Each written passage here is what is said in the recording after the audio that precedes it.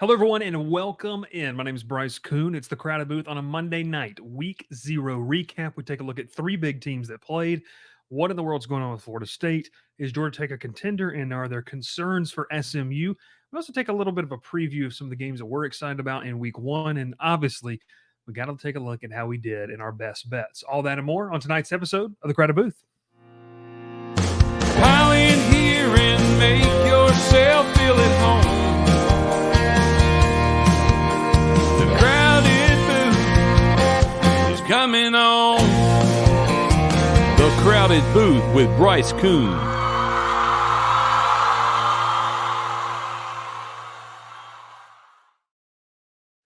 Well, welcome in, everybody, to the Crowded Booth. My name is Bryce Kuhn alongside Ralph Leary, and we've also got Will Manis in the building too. We hope you're having a fantastic, not only just Monday evening, but we hope you had a fantastic Week Zero as the appetizer to the full meal of what we get this upcoming weekend. College football on our TVs, Thursday all the way to Monday night, which, fellas, we'll take a look at this when we talk about it on Wednesday. Monday night's game kind of just got a little more interesting.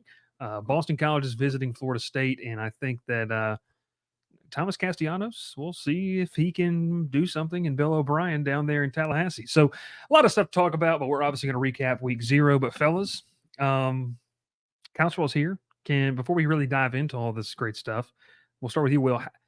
How are you feeling after just the loaded show that we had? We were live for like 5.5 hours on Saturday. Yeah, it was a lot of fun. I wish I was in a position where I could do it every Saturday. It'd be a lot of fun to do every week. But no, I really enjoyed it. It's been fun seeing people try to make claims about things that they think that we said that we didn't actually say. So that's been fun to see too. Yeah, I agree. I also believe that people now more than ever, especially in the fan base that we primarily do content of, man, the Kool-Aid is just coming out of the fire hose at 5 million gallons per second. I don't know if you saw Andy Staples of On3 has put Georgia Tech in as the 4 seed in his updated playoff. So winning the ACC title. Why are we doing an updated playoff after Week Zero? Why are we talking about playoffs in Week Zero to begin with? But Ralph, how are you feeling after a loaded? They don't know nobody. That's probably also true. Ralph, how are you feeling after just a fun Week Zero of? Did you watch at Hawaii? By the way, I did. How'd you watch it? Sicko. Streaming? Someone on YouTube was streaming it, and I found it on there. Sicko. It was, yeah, Sicko committee. Absolutely right. Couldn't even tell you what happened during that game. I fell asleep during the beginning of the third quarter. Well, here's something too that we need to talk about and address. Josh Brown says Tech played a mediocre team in FSU. Let's wait to see what they do against Georgia State, a real powerhouse. Potentially, yes.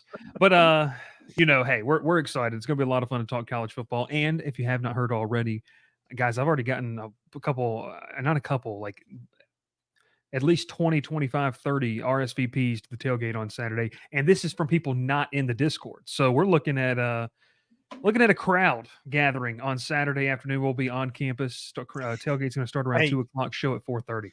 Hey, as some people have said, some friends of the show have said, we're on the map. We're there. Who said that? Yeah, I don't know. He comments. Is he? I don't know if he's here. I don't think he's here. I don't think he's watching right now, but well, then I know. He says we're on the map. Well, it's going to be a lot of fun. We're going to talk college football here tonight. We're going to talk about what we saw in Week Zero. And guys, I watched the entire game in totality over again this afternoon. Good God, Florida State is bad.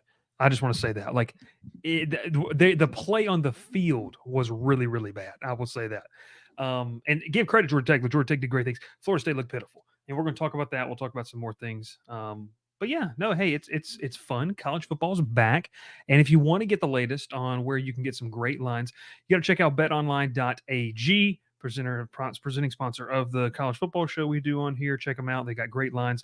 In fact, I took Tech plus 10.5, and man, it felt good. Ralph and I took Tech plus 6.5. I took Tech money line, 6.5 in the first half, Ralph.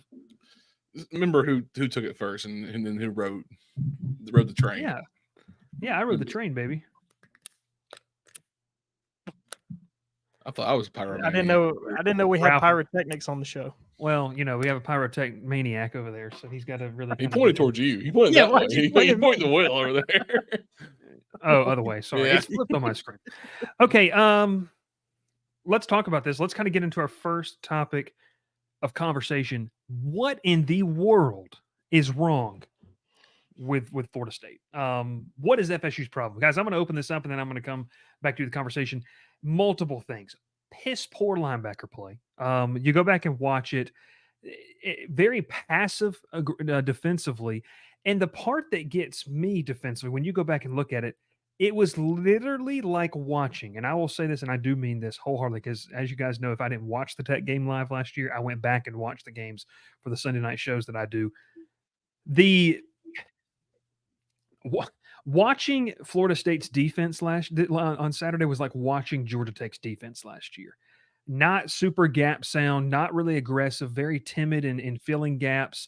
Defensive linemen, if their gap assignment is to control that B gap, they're getting washed all the way down. And give credit to Georgia Tech's defense or offensive line of being able to create some of these things. But a lot of times, Florida State was just completely out of position, and it looked really bad defensively. And then you tack that on with this idea that I cannot get over. And obviously, we're talking Florida State. We're going to talk Georgia Tech here in just a second. This idea that Florida State, we mentioned this, and we said this throughout the entire live stream of watching the game and then post game. How in the world do you not set DJU up to play? I maintained watching that game back. DJU did not lose you this game. This is a game where your defense failed you. They could not set the edge and stop the run against Georgia Tech. Credit Georgia Tech. And then I just think the play calling, like I just cannot believe that, yes, you might have had the idea that you could run all over Georgia Tech, but 30 minutes into the ball game, 45 minutes into the ball game, you didn't do anything. We posted a stat off the Crowded Booth, averaged 1.54, 1.5 yards per carry after the first two drives. And then I was listening to Josh Pate's show, and he mentioned the stat of over the last 21 minutes, Florida State had the ball one time. Guys, this offense for Florida State is I don't think it's that bad on paper. Like, I think they're going to be able to do some things. But here's the thing, too. DJU is about probably what people thought they were. He's not awful. He's not, like we said, a guy that we could trust to go win the football game down 10 in the fourth quarter. Their supporting cast has to be better, but the play calling and the game plan and the stubbornness of staying with it, that was the most confounding thing to me. So I'll start with you, Will. Did you pick up on any of those things after you kind of thought on it, or what kind of your thoughts on maybe what is the issue here with Florida State? Well, at least for this game, it's, I think, mentality over anything else. We said it during the game. It looked like that they thought that they could just show up and run all over Georgia Tech. And then when that didn't happen, they didn't have an answer. And to me, that's mentality. That's taking your opponent lightly, which you can't do. It doesn't matter what league you're in, who you're playing. You can't take them lightly, because we said it. There was a lot of comments that said it. The longer you let an underdog stick around, the more belief they have. And you saw as the game went on, Georgia Tech had more and more and more belief. Watching that game, I think it shows that coaches don't know how to use DJU. Jonathan Smith was the only one to figure out how to use him effectively at Oregon State. Because it looked to me that, I know that the conditions were bad and the field was rough and it was hard to throw. Both teams struggled up until really the very end of the game to throw the ball, but they didn't really give DJU a shot to kind of try to throw it downfield. And part of that was because they couldn't run the ball. Part of that was because Georgia Tech, Tyler Santucci, that new defense. I mean, we'll talk more about the job that he's done, but my goodness, pinned their ears back and went after him. And we said leading up to it, that was what they had to do if they wanted a chance to win this game, and they did it.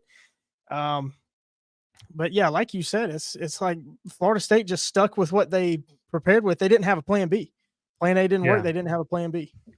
Yeah, and I wanted to add to that point of what you said, not having a plan B. It's like they didn't try anything else. I mean, and you mentioned, and I see a couple of the comments, here, and let's get this out of the way. We're going to talk Georgia Tech here in the next segment.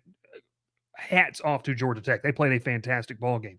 My problem with this is that, okay, it's not working. You don't do anything else. Like, you just didn't try anything else. And to your point, Will, with what you're talking about, you're running the ball. So now you get first and 10, you get 2nd and 7. Then you get like 3rd and 6. you're forcing him into obvious passing downs. So it's like, okay, one, you're either acting scared like you can't use him, which was not the rumors coming out of fall camp. And that it was more that they trusted him to make the plays. And until they got into that kind of 2-minute offense there in the fourth quarter to go and tie the football game, he was never in a rhythm because I don't think you let him. Now, I see a couple comments here of, hey, he missed some throws. Yes, very true. Let me jump to this one because Gavin was reading my mind. It looked like Gus Malzahn was calling Florida State's plays. Read my mind because I saw him do it with Auburn a lot. When plan A didn't work, there was no plan B.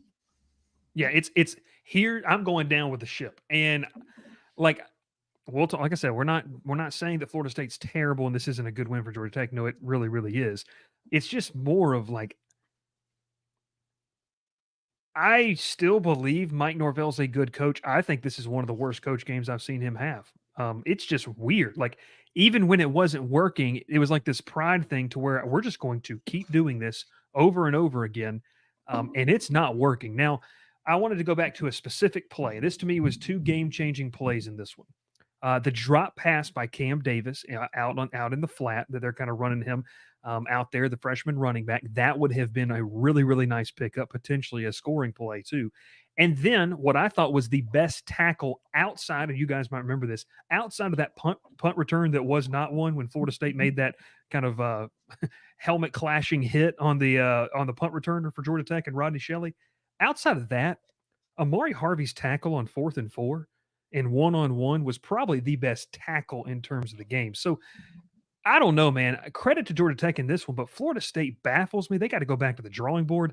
You kind of go back. This offensive line was slow. They were getting beat cross face. Ralph, anything that you picked up on when you kind of obviously you watched the game along with us, but man, it was just kind of just weird for a coach that has had some really good success to just be that stubborn in his own play calling. Yeah, I mean, you go back to the first drive of the game, Bryce, and that's one of the things I remember exactly saying pre-show all week was that FSU was going to try to drive downfield and score and run the ball on you, and they did it first drive exceptionally. And we're thinking this is what we expected. This was the offense that we were prepared to see this year, and this is what we said was going to happen. Drive number 2, you tried to do the same thing. You ran 9 plays for 44 yards and you burned 4 minutes. I said Georgia Tech's got to stop Florida State from having the ball for the whole game. You can't let them, hold the ball for so long and win the time of possession. Each drive that Florida State had was 6 or more plays, even some made in like 9 or 10 plus, and you punted or you was a turnover on downs or you kicked a field goal. A lot of just defeating drives for their offense. And I thought they just played bad in the second half, especially. The best drive I saw all game was that last one they had was they scored on was a 12 play or 15 plays, 84 yards, and burned 8.5 minutes. I mean, that looked like the most complete drive the entire game by Florida State. DJU looked good, run game looked good. Everyone did their job. It was only 2 drives all day that they actually did everything right. And it was just kind of like, we were expecting so much out of their offense and this defense this year, and just it didn't show up on Saturday. Like y'all said, it was plan A all the way through. No one cared about plan B. No one changed anything, and just it was defeating. But like I said on Saturday after the game, props off to Georgia Tech. Man, I mean, they played great. I said if Haynes King could keep the ball out of their hands and limit turnovers, they win. Yeah, and they played a clean game, to your point. I mean, this was a turnover-free game, relatively a mistake-free game. Now, look, there's things that Tech has to clean up. I mean, the fumbles, the 2 fumbles on the exchanges, one that nearly knocked you out of game-winning field goal range if you don't get that big play, the screen pass to Singleton. So, I mean, yeah, there's things that you have to do, but I don't know, man. This just felt like I would say this is a major letdown for Florida State, and so much so that folks on certain Florida State message boards are asking for a refund because they feel like they've been lied to about what was coming out of fall camp. This is why we sit here and say, like, you take everything with a grain of salt, leaving fall camp. But man, I don't know. Like, I think that Florida State's defense is talented that they can figure that out. Linebacker is an issue, and I was reading some things over at Knowles 24/7 about this. Even the media was confused on the usage of linebackers. Supposedly, apparently, there's one guy that they really thought should have played and really didn't get a lot of snaps. Um, but yeah, no, I think, man, it's disappointing from an offensive standpoint because it really just felt like a pride thing. Like I might be wrong in that and whatever, but it felt like a pride thing that you thought you could come in, you could run over Georgia Tech, you wouldn't really have to do a lot. And DJ, I mean, we talked about this, like that was the hope. And it felt like everyone in the building knew that. And then about the midway through the second quarter, you were like, okay, when is this going to change? Like, when are they going to do something else? Because to a couple of people's points in the comments, we can talk about this. You can't just go back and throw the ball at like only on 3rd and 6, 3rd and 7, 3rd and 8. You have to establish some sort of rhythm. So if you're just getting, stalled on 1st and 2nd down, then you're forcing a guy who really isn't a game changer. I think he's serviceable. I think that he can manage a game, but he's not a game changing quarterback to be that. And so I don't think Norvell and this company did things to help DJ out. And I saw a comment earlier, he didn't lose you the game, but he didn't win you the game. We sat here and said on the show last week, I don't think he has to win you the game. The other people do. Your surrounding cast. I don't think the game plan was necessarily good, and then when it didn't work, they didn't really do anything. So, No, I mean, I thoughts would on make that? the argument that DJ was pretty good. You look at his final stat line: 19 of 27, 193 yards, no touchdowns, no picks, quarterback rating of 130. That's good enough to win you the game. But they couldn't run the ball. Their top two running backs, Roydell Williams and Toa Feely, neither of them averaged more than 4 yards a carry. And Toafili's numbers are going to be skewed just because of that long 20+ yard touchdown run Yep. he had on the first drive, I Yep. believe. One thing I was watching in the film review, and actually, one of the guys I went to school with at Barry, he works for Knowles 24/7 and does a lot of film review stuff. And so he was sending me some of the cut ups. He said, go back and watch how many times that Toafili and Roydell Williams go down on first contact. There wasn't a lot of yards after contact, which was another thing where, look, Georgia Tech's defense was bad in tackling last year. They seem to be better this season. I just don't know. I was just surprised with the gap that Tech had to make up it defensively and this offense in terms of I still thought they were going to be pretty decent. They were pretty bad. They weren't explosive. And this is the thing too. The amount of times you go back and you watch Miles Brooks, Tay Seymour, or Rodney Shelley or Clayton Powell Lee. Those are kind of the safety trio, the nickel guys for Georgia Tech. The amount of times they are selling out before they run completely. Like they're not even looking at the receiver. How do you not see? How does some analyst not see that at halftime and be like, hey, let's just mix in an RPO at some point? Because if that safety comes breaking down, we're going to have a quick slant route right over the middle of the field wide open. They didn't start to do any of that until they got to 2-minute offense, which kind of felt like, and maybe we can talk about this too, back to you, Will, when they went tempo, it was pretty good. When they got out of it and played this methodical, slow offense, it just felt completely stagnant. Yeah. And we said it during the game. Part of that was probably due to conditions, but so it kind of made sense. Like we kind of were like, okay, I see why they're going slow. But when they went tempo, they would have hit on a couple plays. DJ was able to show off the throws he can make. I think that big throw, it was a 3rd down I think it was still the first half, that back shoulder throw where we both said, okay, that's what we've been waiting to see from DJ. It was like a 3rd and 6 and he made a back shoulder throw. I don't even remember which receiver it was to, but on that drive, they were going a little bit faster. So yeah, I don't know. You can call them excuses, but I mean, the conditions were rough and Florida State did not adjust nearly as well as Georgia Tech did. Yeah, and you go back and you look at it, and Ralph, thanks for pointing that out. You go back to kind of some of the big stats, and Will, I put this in the private chat so we can look at some of it. I'm Um, already there. so one thing that stood out to me, and it's not necessarily quantified in the stats here, but you go back and look at some of the drive charts. And I was talking about this. We got our Georgia State, Georgia Tech preview kind of behind enemy lines. It's going to come out premiere tomorrow night at 7 p.m. or 7:30 Central, 8:30 Eastern. So make sure you get in for that one if you're a Tech fan. But in between about the 40 midfield and the 30, Florida State stalls out so many times. They can't make that ground. And so I think when you go back and look at a difference in this game, is Georgia Tech, when they got kind of into that Aiden Burr / territory to maybe where they could take a shot for the end zone, they really executed well. The play calling, the motions, Buster Faulkner did a great job. Florida State didn't. They always kind of stalled out in this fringe area where, let's be honest, if they don't have a dude with an absolute cannon for a leg, it's probably a little uglier in this football game. Yeah, looking at the drive charts, the big difference to me is those last 3 scoring drives for Georgia Tech. So the second quarter, their third quarter drive and fourth quarter drive, 14 plays, 75 yards in the second quarter for a touchdown. You go the third quarter, 11 plays for 89 yards, and that final field goal that won it, 12 plays for 49 yards. Yeah, Florida State couldn't get off the field. I mean, that's a matter of Georgia Tech getting into second and third and short and manageable and converting. And on that last touchdown drive, Haynes King made some really big throws on third down. Florida State just couldn't get off the field. Yeah, and that's what I was, pointing to, pregame was, you got to win, time of possession. I know this is a simple thing to say, but Florida State is known for always holding the ball for so long and controlling the clock. And Georgia Tech took advantage of that with these long, thought out drives. You think of last year, Bryce, you go back to, North Carolina and some of their high scoring games. Those drives were short and quick, big plays, long runs, long passes. And, I think that's why Haynes King threw so many interceptions last year and had so many turnovers, was because they were airing it out so much. And, some balls got underthrown. He was scrambling and waiting in the pocket too long. And, you look at Saturday, he was just, kept it short and sweet.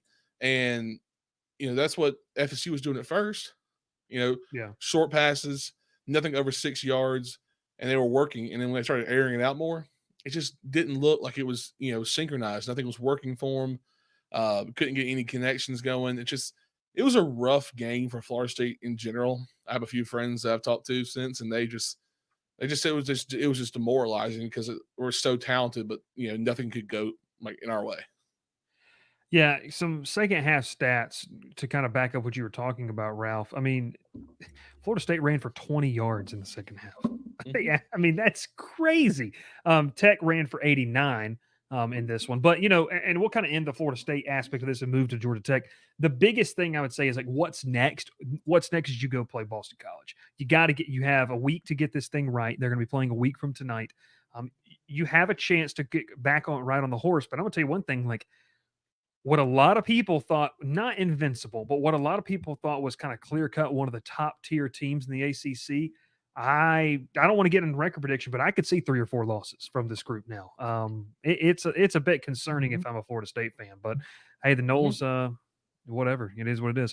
All right, yeah, a lot of the problems that we called them out for that Orange Bowl were very, very evident in this game too. It looked like a lack of focus, like a not care, like we're good enough just to show up and beat Georgia Tech, and you can't do that.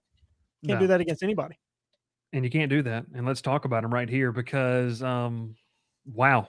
I mean, look, we're going to talk about this. Are they better than advertised? I don't want to derail the show. I really don't want to derail the show. But comments like this will make me derail the show.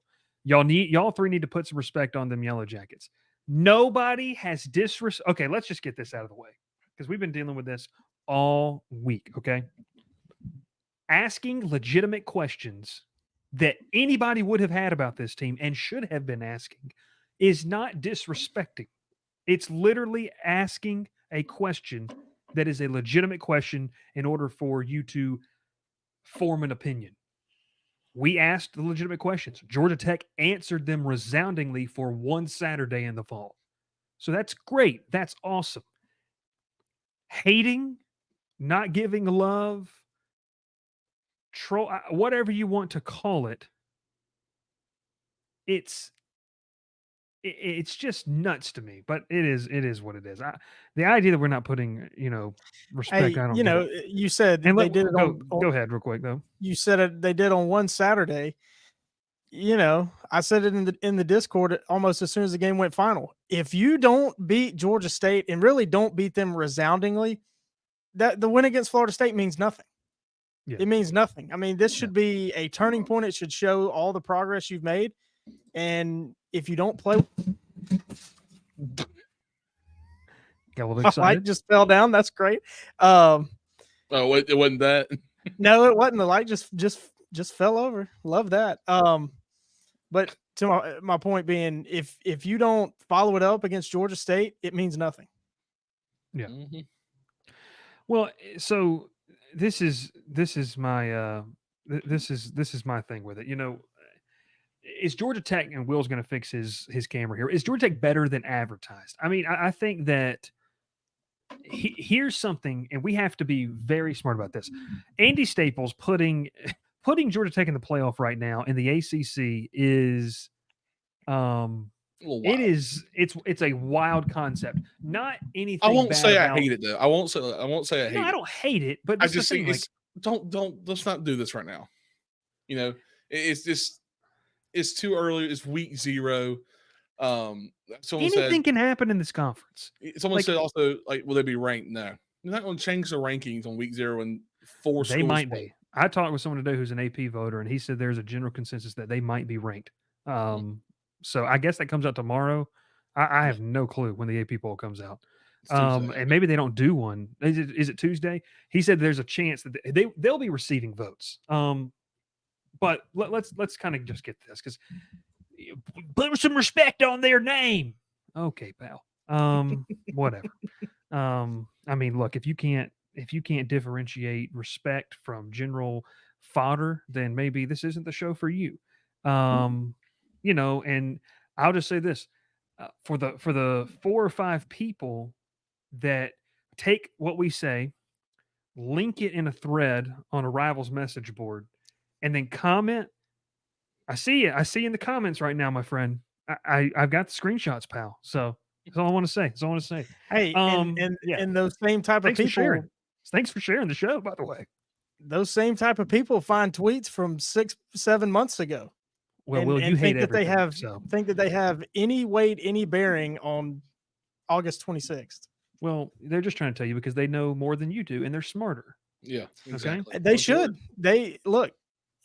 Did they go to Georgia Tech? Someone probably did. So that by default makes them smarter. They watch this team. It's their team. You know, they should be smarter than me. I'll just go ahead. Let's go ahead and soup it up. So you know where I live, so come get some. Like, for real.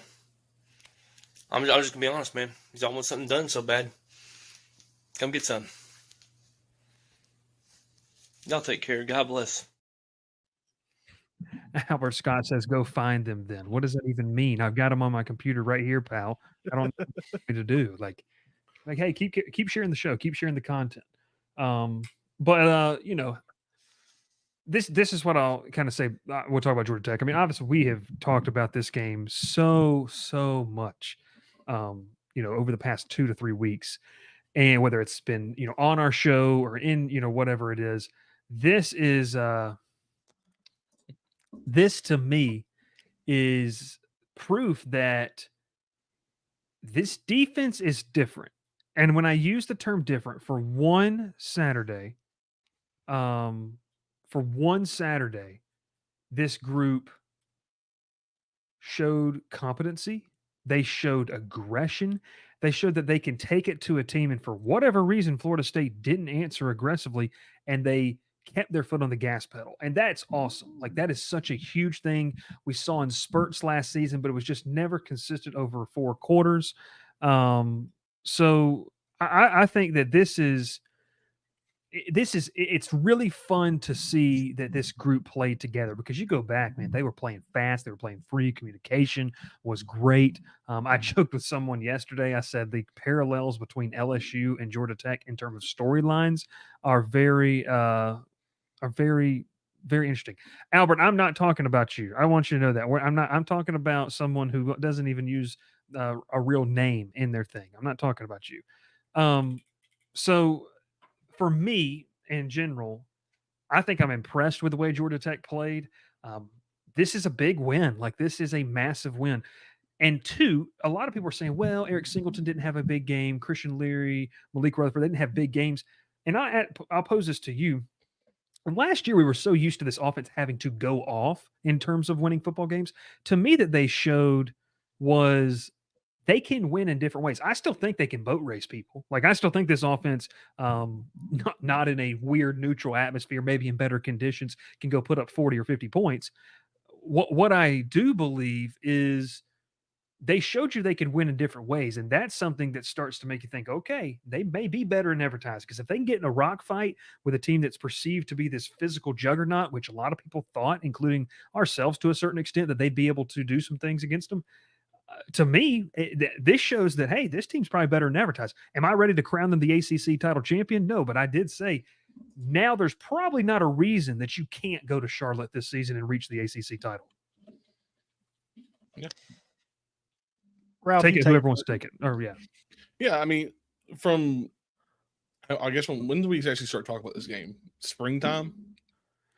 Oh, it feels like off air, like in terms of Discord. We've been talking about this one. Yeah, I would say probably spring ball. Yeah. Yeah, when the spring game ended, I think it's when this game really got started talking to. And the comments we were seeing was, Haynes King's better, defense has improved. Yeah. I always kept saying, I will not say that until I see it on the field against a different opponent. You can practice against your teammates, the same defense every day, the same offense every day, and look great. Until you go there on a Saturday, Friday, or Thursday and perform and beat the team across from you for 60 minutes, spring means nothing. It doesn't. Yeah. And Georgia Tech went out there and they proved everyone wrong that they were a better team. Now, I'm not going to sit here and say I was saying Tech was going to win automatically. I just thought Tech could cover this game, keep it close. I said, if you keep it close and lose by 3, be happy about it. You went out there, you played the best game, you won by 3. You showed everyone in the country that you're a better team. Haynes King did not have to do a lot, which he's done all year last year, was doing so much that he forced so many turnovers last year. This year, he looked great on Saturday. He looked composed. Wasn't trying to air it out. Wasn't trying to do too much. And Jamal Haynes shook 2 defenders so bad that they're getting memed on Twitter consistently. If you haven't seen it, it's really funny. But Georgia Tech playing an overall exceptional game, both sides of the ball. The only thing you probably take away was the one missed field goal. Like honestly, that is and that's one nitpicking thing. Probably. I mean, because that's what I'm saying. Like, if I'm going to find one bad thing, I thought Edinburgh missed the one field goal. That's the only thing I found really bad. I thought we had questions about the transfers. Okay, well, Amari Harvey played outstanding. Romello Height, great game. Can we stop saying their names, please? 2 former Auburn players. Sorry. Yeah. But overall, I mean, Kyle Eford, he's being, shown all over Twitter with his neck roll. Okay. He had a great game. He tackled well. He ran the defense perfectly. Georgia Tech looked great, but they got to keep the mindset up here. Yeah. Because you got a team that in Atlanta who's been practicing for 4 months for this one game, while you were practicing for 4 months for that game, and now you got 1 week to prepare for them, or not even a full week. Yeah. Well, as long as I will say this, here's a little dig, here's a little shot. As long as this roster doesn't do what the social media fan base is doing, they should roll them. The social media fan base does not know how to handle this. Will does say yes, 1st half plus 6.5 did hit in that one. And look, I don't know. We're eating crow here. I mean, we made a prediction as well as 5 million other people in the country did, and they took them. So it is what it is. Like I don't think people realize that it was actually fun. Like it was actually fun to watch that football game. And it was fun. But it was, let's get this comment up because this is the fun one. Will's the only one who has to eat crow. The spreadsheet doesn't lie. That is true. Yep. Trevor says, true. I swear to Christ, if Tech goes out this Saturday in the bed, I will pull my hair out. Trevor, I hope it doesn't happen. Look, we said this all year. It is a trap game. Trap game. If you don't think it's a trap game, it is a trap game. Every game like this is essential trap game. Yeah. Well, and we'll talk about that. Obviously later in the week, but just kind of going back to it, we wanted to get your thoughts because I just kind of like what Ralph was saying. You showed you could win in a different way, and to me, I think that had been the worry in the previous 2 seasons, especially since Key's been there. In the trenches, they probably weren't at the level where they could get into a rock fight. They couldn't get into a rock fight in terms of, just going toe to toe with a team that might be on paper, more physically advantaged, and they did, man. I mean, this Georgia Tech's offensive line pushed some jokers around. That to me is that to me is the best part. Like that to me is absolutely the best part to watch because it tells you, okay, like they're turning a corner. It doesn't have to be gimmicky stuff. Like they can line up, they can run inside zone, they can run a trap play, they can run a counter, and they can blow you off the ball, which they did. And I think that's huge. That was a really big key in this game. Yeah, I mean, to answer the question, Georgia Tech is 100% better than advertised. I mean, this is a totally different team than was out there last year. I mean, at least against Florida State in this game, Georgia Tech won on defense. The offense wasn't flashy. Ooh, like words are hard. Words are hard. It wasn't flashy on offense, but it got the job done, and that's what matters. You don't have to be flashy. Anybody that believed that they were going to win any game this year on defense is lying to themselves, because the defense last year, one of or maybe bottom 5 of all Power 5 defenses in 2023. Really, really bad. So huge turnaround. I said it after the game. Part of my reaction. I mean, Tyler Santucci's already on the list for the Broyles Award. I mean, just to that turnaround, it's incredible. You talk about the offensive line. To me, that's mentality. I mean, it's obvious the message Brent Key has been given all summer and all fall is we hear how great Florida State is. Well, let's show them how good we are. And that's what it comes down to. Georgia Tech wanted it more. Now, I know they're not going to like this, and they know who they are, but can they do it 11 more times? Can they get up off the mat and play like that 11 more times? Will, that's rude. You're hurting people's feelings, Will. You can't ask logical questions. That's not allowed. Yeah, I mean, this is a really good team. I like it. Ralph talked about Haynes King. You had to see it.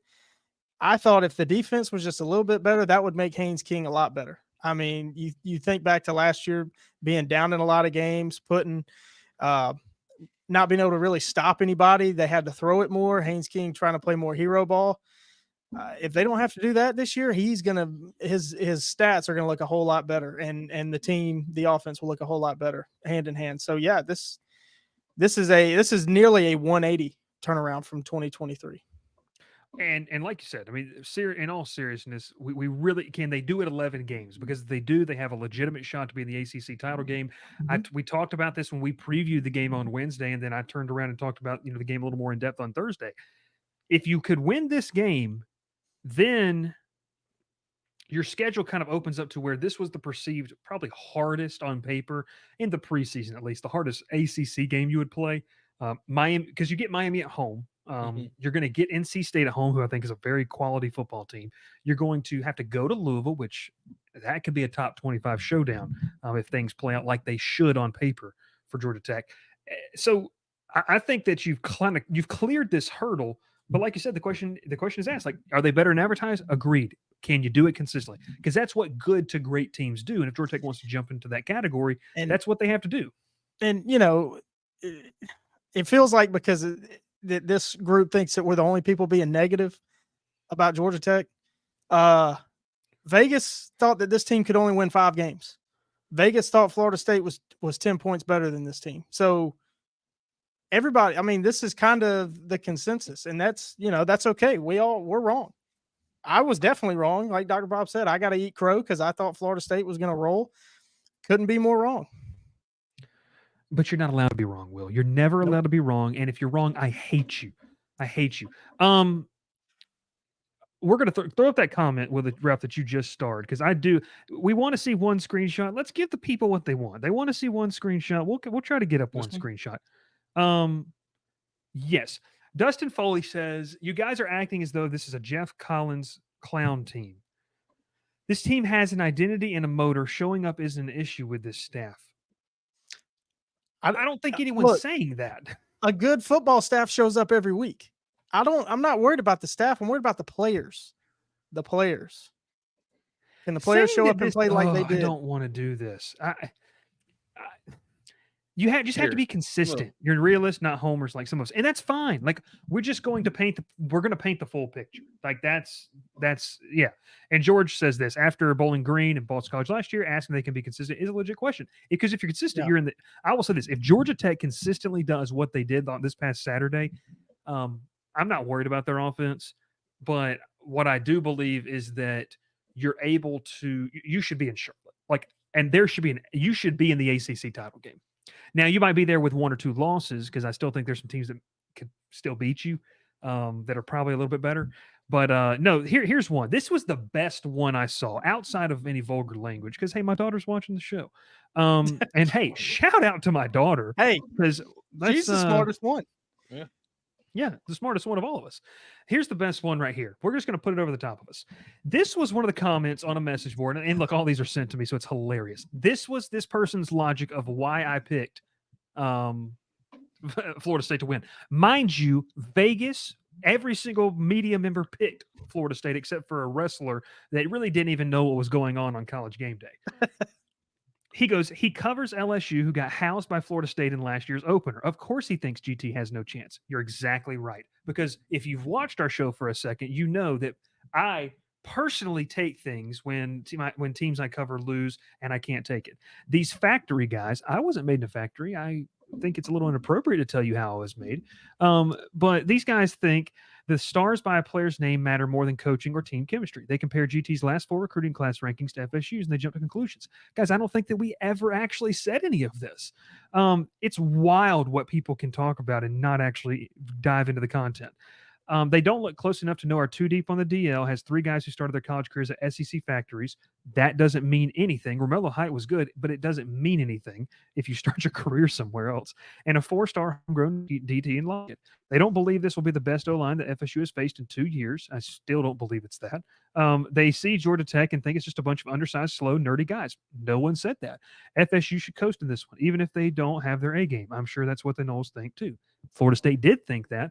But a lot of people just kind of tuned in and they just said, hey, you know, we're not going to watch the show. We're just going to make broad assumptions. So it is, it's hilarious. It's, yeah, I hope so. I absolutely hope so that they're going to be going crazy on Twitter saying you're stealing your content now. Yeah, well, it's funny. Guys, it's just funny stuff. Yeah, that's a wild comment too. So it's fun. Like, hey, this is a big win for Georgia Tech. Can you turn it in? Because now you look ahead and like we'll talk about Georgia Tech on the Swarm Talk show. I don't know how much, and hopefully we get to talk about them more on the national show or the college football show that we're talking about on Monday and Wednesdays.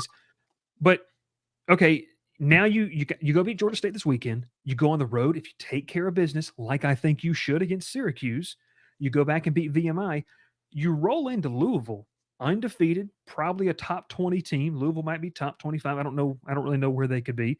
But you really start to set the stage for what could be a really exciting season. There's no reason it can be. I just thought they played super dominant. They do not let anybody from Florida State or some fan or someone on Twitter try to get away with the fact of, well, we didn't do this. We didn't have Alex Atkins, all these different things. Georgia Tech dominated on both lines of the scrimmage and deserved to win this football game. That's kind of my last thought on it. If you guys have anything else. Yep, they did. Well, I'll just, you know, since I'm such a hater, You are. let's pump the brakes on Syracuse game. I got to see Syracuse play first. You're not allowed to have that opinion. If it goes against me, I hate you. They got a good quarterback up there. They should. They should have. They should have a good quarterback up there. Everyone's terrible. I don't know why you say that. Everyone is absolutely terrible. But yeah, Georgia Tech, Florida State. Georgia Tech dominated. Florida State didn't. Can Florida State right the ship before potentially it's too late? Because I don't know how many teams in the ACC are going to get in the playoff, and now Florida State's behind the 8 ball with not just a one loss, team, but we'll see. Ken Hendricks says, as a non-tech guy, I totally thought you guys were pro-tech leading up to this game. It's crazy. It's nuts. And then this one. No, crazy, you're salty because the JOL board kept receipts. No, I think it's crazy for people who claim to literally hate me. Watch, live rent-free, and just cannot get over that we just don't suck off Georgia Tech constantly. That's what I think is hilarious. Yeah, So I'm yeah, not we're so not, sure. we're not that's a hilarious. fan site. And it's hard to have a receipt about something that never actually happened. So I don't know what that means. Did we pick them? Yeah, we picked Florida State to win. Georgia Tech won, and we were pumped about it. Like, it's hilarious. So there we go. Hey, you should It's go see yeah. my reaction for the game-winning field goal. You should. Well, don't look at the fact that I put my daughter in a Haynes King jersey. You know, it is what it is. But you know what, man? Hey, just keep sharing the show over on that. Just keep doing it. We appreciate all the content and the views that you get us. So there we go. All right, let's move on from this because this is amazing. Great stuff. Okay, we cannot derail the show twice in a week. Another ACC team struggled mightily in. That's an understatement. Just If yes. yes. What's up, Andrew? SMU struggled big time. I think Nevada's a little bit better. Credit to Nevada; they played well. Worries me a lot. But this is crazy to me because Preston Stone was shaky. They had some injuries. Will, I believe you had kind of sat on that. It was 26 and a half. It had dropped down the line to I think 24 and a half. About Yeah, but I think before kickoff. It got back up by kickoff back to I think 27 and a half what it started at. So the betting line was very odd. Yeah. I talked about the injuries. I think they're missing 5 or 6 starters on offense. And it showed.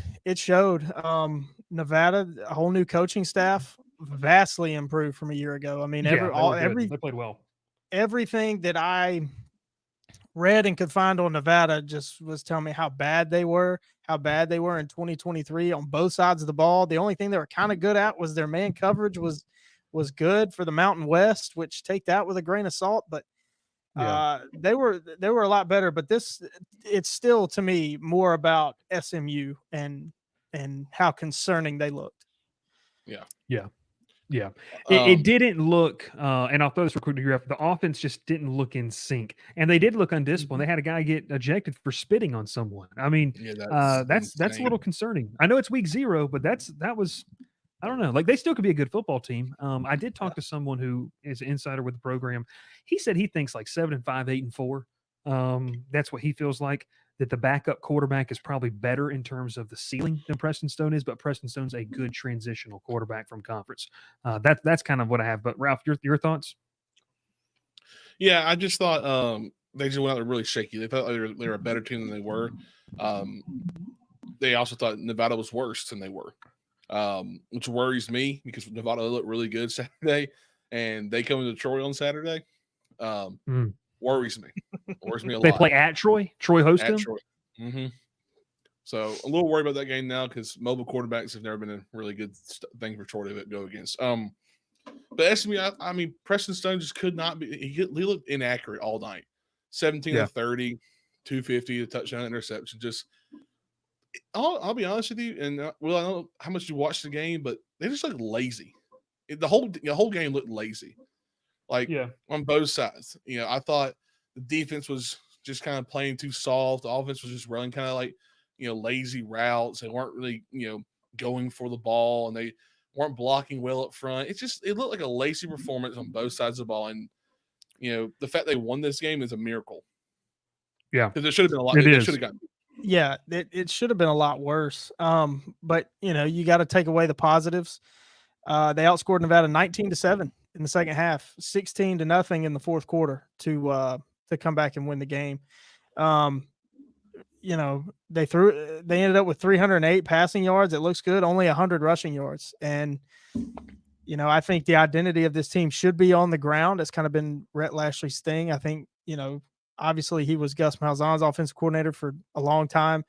And we know how Gus Malzahn likes to run the ball. He's a little bit different. He likes to throw it downfield more, but I think he really needs to try to get on the ground. Nevada holding them to under 3 yards a carry.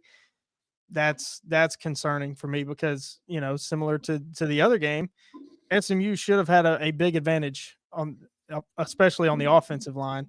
And to get not even 3 yards a carry is a concern. But, the old adage is your biggest improvement is from week 1 to week 2, and for SMU to be week 0 to week 1. So, we've all been high on them. So for our sake, hopefully they make a big improvement. my one comment about the running game. It sucks that it takes 13 yards off the offense because of the punter having that bot snap and everything and getting tackled. That whole play was just it's just awful. So I mean, Yeah. like I said, it was a lazy performance. Obviously, special teams was even lazier too. It's just I think SMU really was hyped up. Obviously, I have. I'm not going to sit here and say I Still haven't. think they're a good football team. They're still very good. I just think they had a lot of guys out. They thought Nevada was not going to look as nearly as good. Nevada came and played. They smacked them in the mouth, and SMU rallied late in the game to win it. So, Yeah. you I'm with you there survive and you move on. So, exactly. No, I'm with you there too. I mean, I think that when you look at just in general week 0, and we'll see it a little bit in week 1, like this is how upsets happen. I mean, you think you know who you are, but this was a great quote. And Brent Key talked about this with Georgia Tech, but Brian Kelly said this today. The question was posed to him, and I think this is kind of a good place to kind of take it. You know, you think you know what you know, but it's all relative to your team because you're going against your own team. So it's relative to, I think we've done really good against our defense. And we also think our defense is good, but it's relative to how our offense is played. So you don't get a data point until you play someone. So here's SMU's data point. Hey, either we may not be as good as we thought we were, but also, and I think this is part of it too, you can't just roll the ball out there and think we can go beat anybody. We're not quite there yet. And so maybe that happened. But they escape. I think in week 0, week 1, week 2, when have these type of games where on paper you're a heavy favorite, you just leave with a win.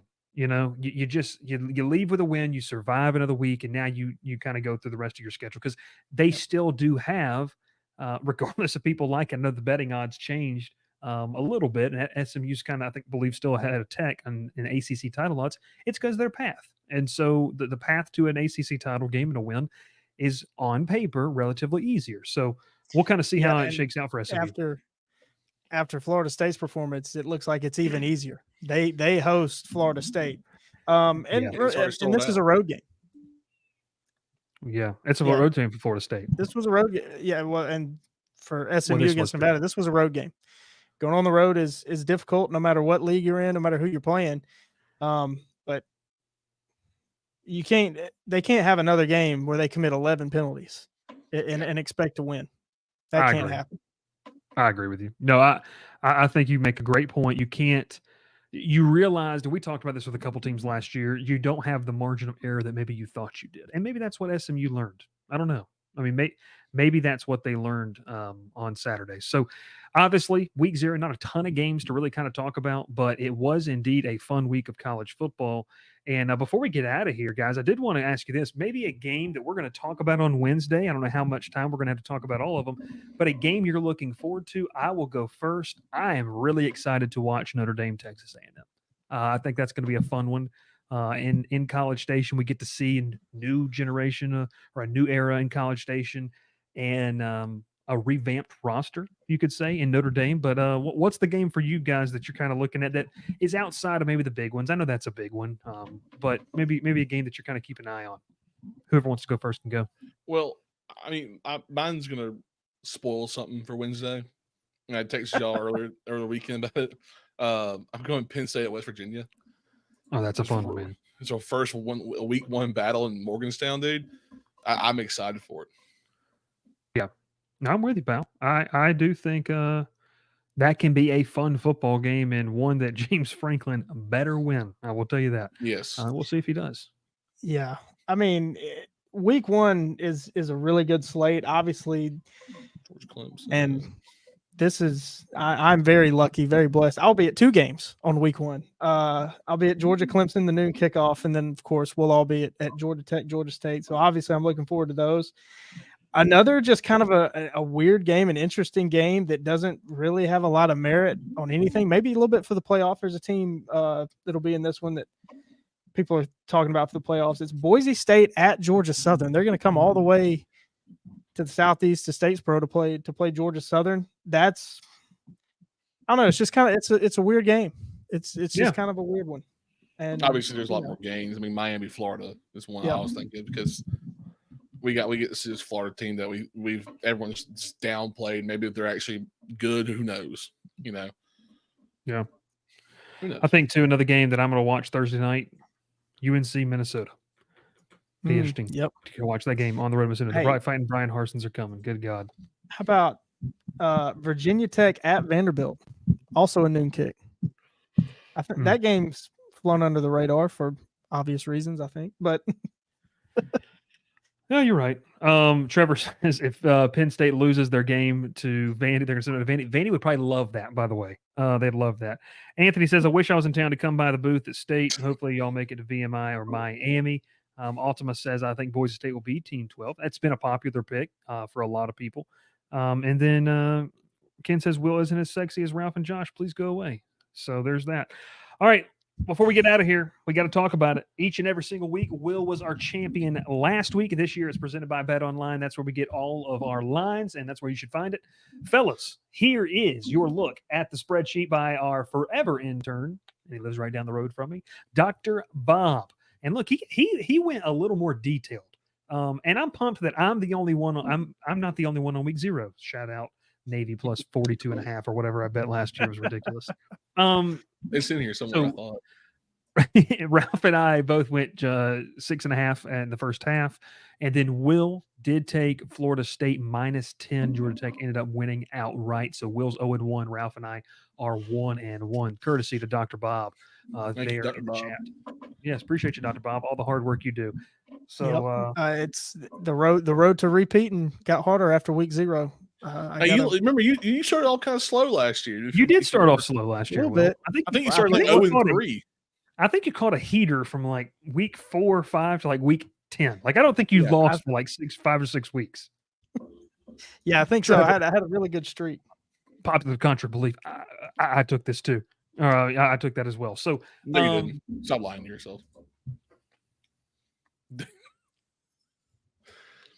I can't show it because the book's not the sponsor, but I will tell you that I placed a $5 bet, won $22 off of it. So got him at plus 340. But hey, a lot of fun. And if you want to catch our best bets, we do those on Wednesdays towards the end of the show. And we're going to take a look and a preview at some of the big games as well. 260 people watching live. We appreciate you on all the platforms, whether it's on Twitter, whether it's on also called X or YouTube. We're not on Facebook anymore, but sorry, Patsy.